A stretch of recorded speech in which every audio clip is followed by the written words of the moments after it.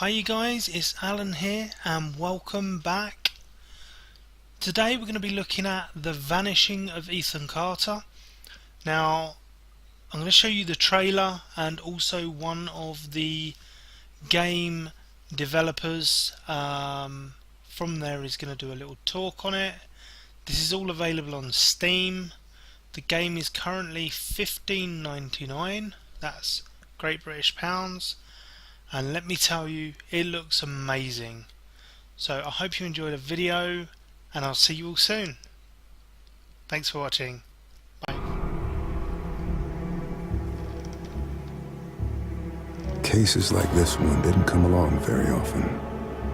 In Red Creek Valley, the secrets grew like spider webs, and Ethan Carter disturbed one he shouldn't have.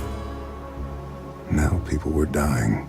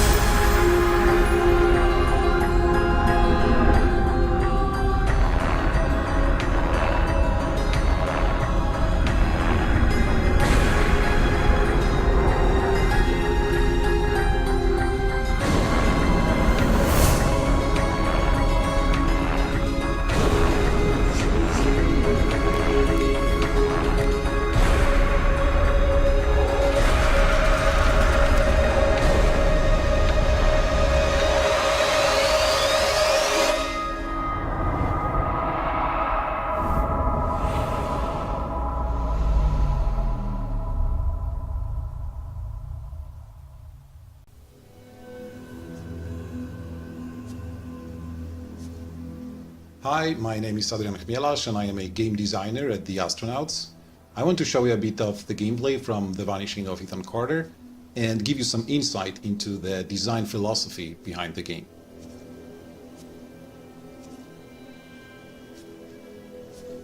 I am a couple of minutes into the game now, past the intro, so let me quickly introduce our hero. You play the game as Paul Prospero, an occult-minded private detective who's received a disturbing letter from a boy named Ethan Carter, and realizing that the boy is in danger, arrives at Ethan's home of Red Creek Valley.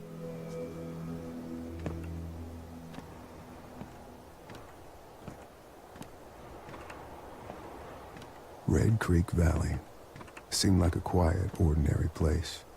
I've learned two things in my life. No place is truly quiet, and nowhere is really ordinary. Ethan warned me about that. Warned me not to be fooled by what I saw here. He didn't need to worry. I'd worked dozens of cases, hundreds. This would be my last one.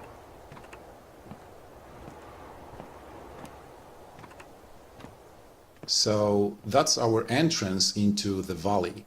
It's a pretty large place to explore. Later in the game, for example, you can also explore everything we see here, that other side of the lake. Actually, if you wanted to, you could go there right now, because we're not putting any artificial blockers in your way. It's totally up to you as to how you go about on your quest of helping Ethan.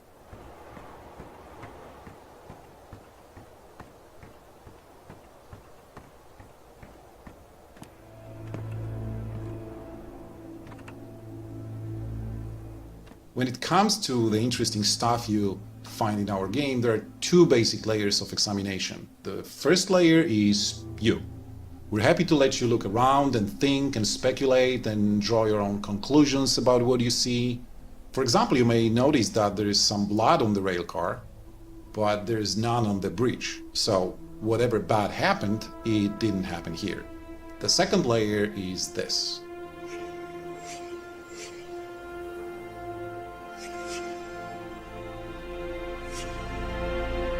As you can see, examination actually does not give you answers. On the contrary, you probably have more questions now than before the object was examined.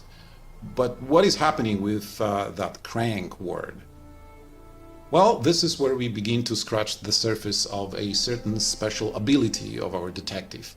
First, let's zero in on the direction of the item.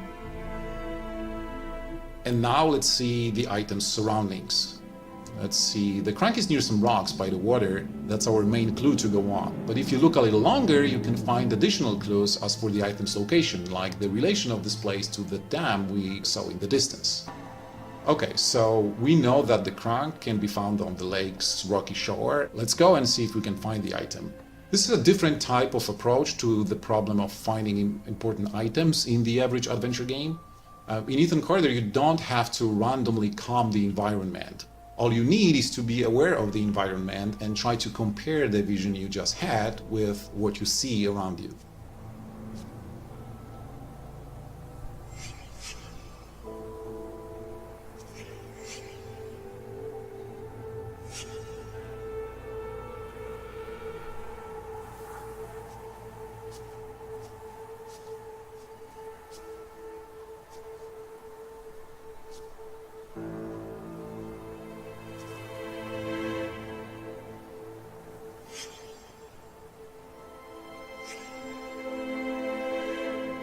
Whenever you discover an important clue, you tag the area with a short description of it. This helps to build a mental 3D image of the scene and is another step to understanding what exactly happened here. But for now, let's just follow the blood trail.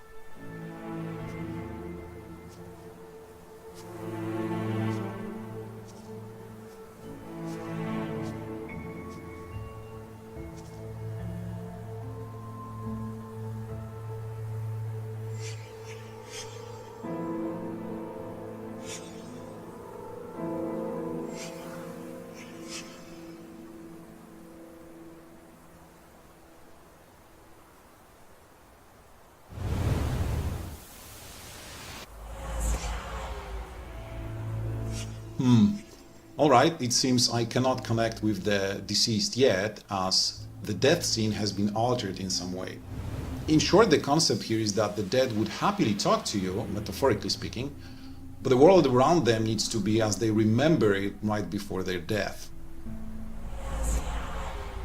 I want to leave the details of this concept for you to discover in the game, so for now let's just search the area for more clues. By the way, it's your choice whether you want to investigate this death further or if you want to leave it for now and maybe return to it later.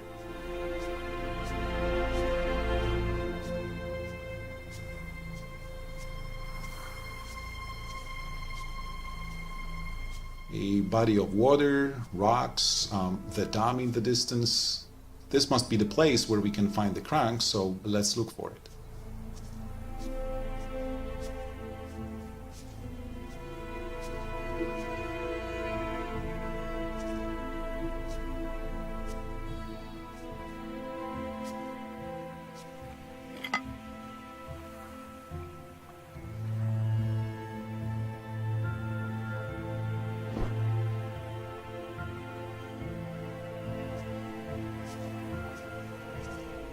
Before I return to the railcar and use the crank, let's see if there are any other clues in the area.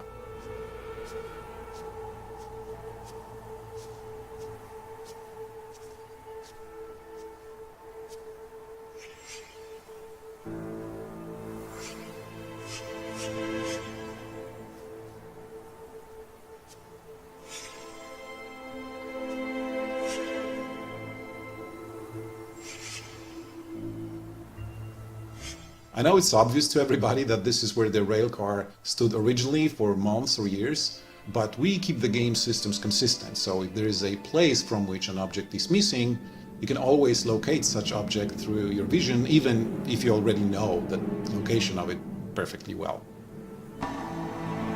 Let's use the crank and get the railcar back to its original location.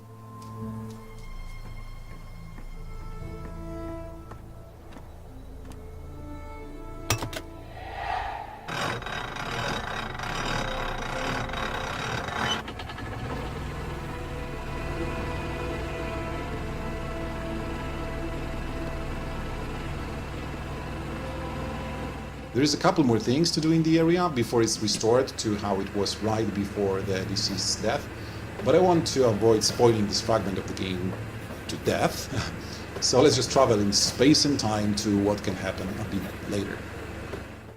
I've restored the death scene, so let's go and talk to our corpse.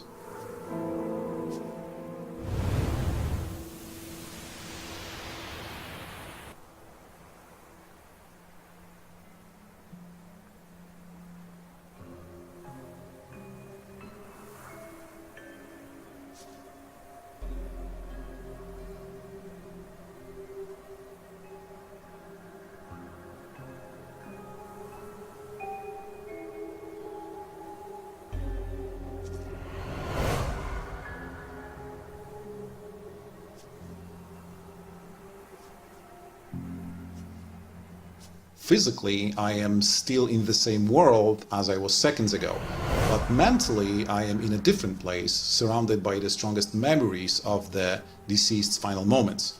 My first job is to locate all the memories, and that's exactly what I am doing right now. When you find all the memories, the next phase begins. In order to sink deeper with this death imprint, you need to build a mental image of the chronology of the entire murder. This is when your own detective skills come in order. Here is a simple example. As you can see, the victim here already has both legs severed. And this is where we found the legs earlier, and well, the guy still has them both attached. So this memory here must be from an earlier time than the memory over there. Sticking to our no spoilers policy, let's jump in time again. After you propose the chronology, it's time to focus and visualize the crime. Travis! Listen to me! We can destroy it! I know how! You can't destroy it, Ethan. You can't destroy time. And that's what he is. He is forever.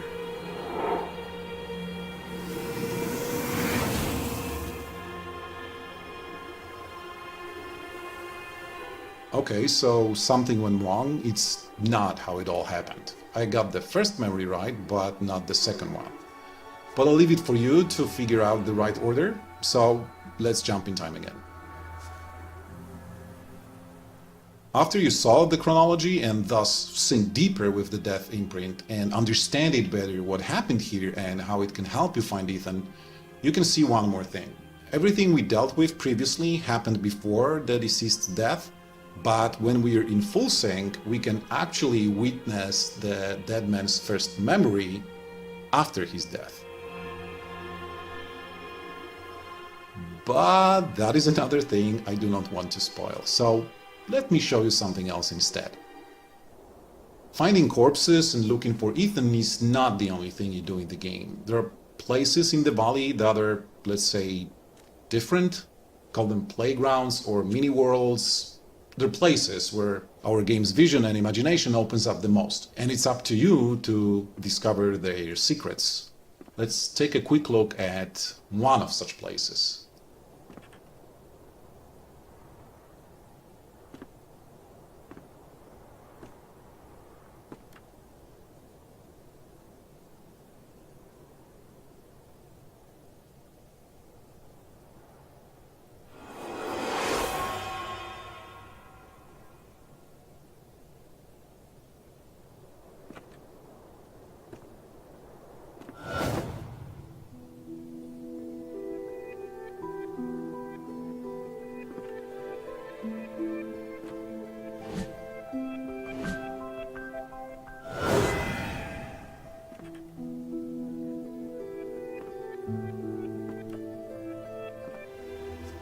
And here's another weird place.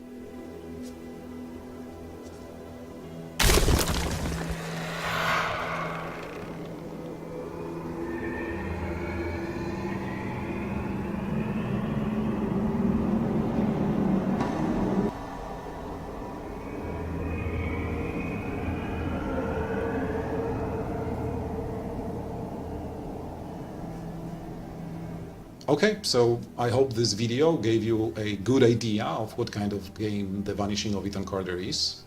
Thank you for watching.